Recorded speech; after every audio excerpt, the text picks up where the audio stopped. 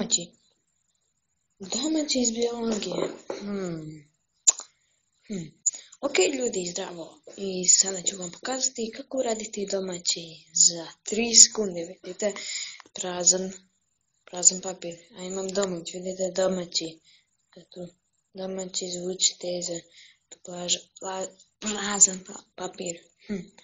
Evo, pokazat ću vam kako treba uraditi, kako možete uraditi domaći.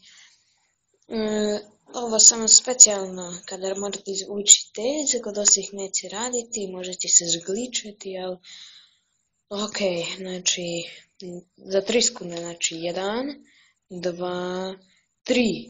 O, uspelo je, vidite, uradio se za 3 sekunde, znači sve je napisano jednu stranu i ovo je kako treba uraditi domaći za 3 sekunde. Znači probajte slobodno.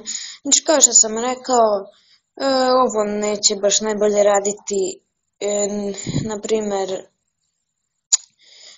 za pitanja, nego najbolje radi za izvučenje teze ili tako nešto.